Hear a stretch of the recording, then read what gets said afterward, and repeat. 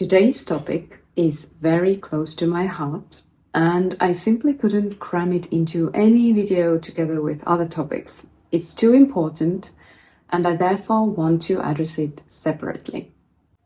In my opinion, before you change what you eat, you need to change the way you eat.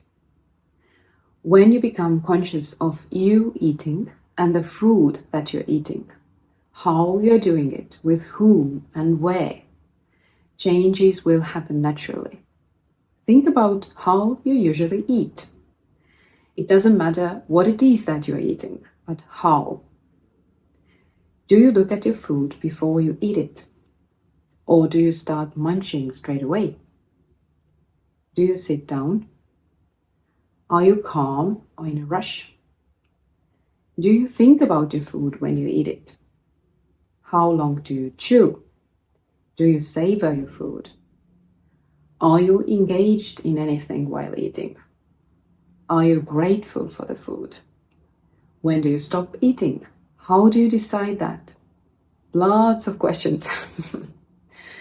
You'll have a little exercise that I invite you to do after you watch this video, but let's go a bit deeper into mindful eating first.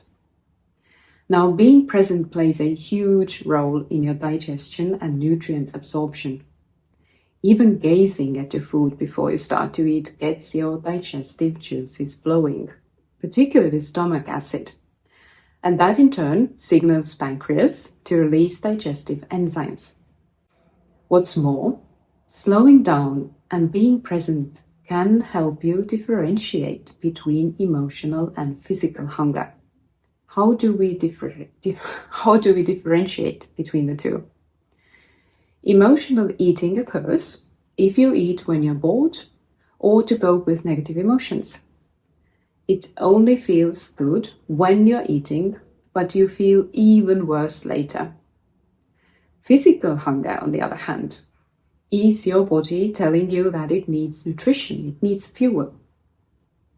When you eat emotionally, we are often fixated on one type of food, but when we or you experience real hunger, you usually consider a variety of foods.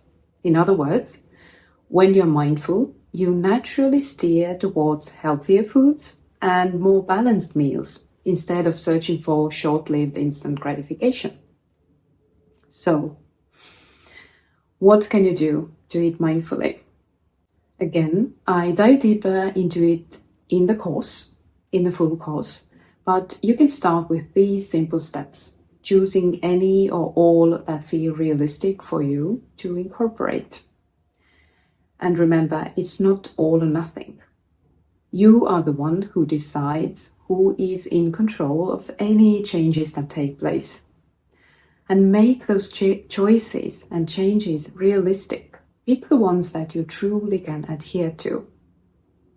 So, first off, you can create a suitable environment, meaning have a dedicated eating space. In addition to that, you can remove all the distractions. For example, don't have your phone next to you when you eat. Secondly, consider involving rituals. For example, start your meals with a moment of gratitude and a deep breath.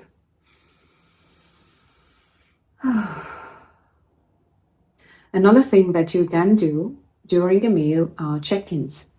Every now and then, check in with your body and try recognizing fullness cues. Do you really need to keep going, or maybe it's enough? Next, make sure you chew adequately and be aware of the swallowing process. Now, chewing is important because the digestion of carbohydrates begins already in the mouth. Your salivary glands secrete the enzyme called amylase that does its magic even before you swallow.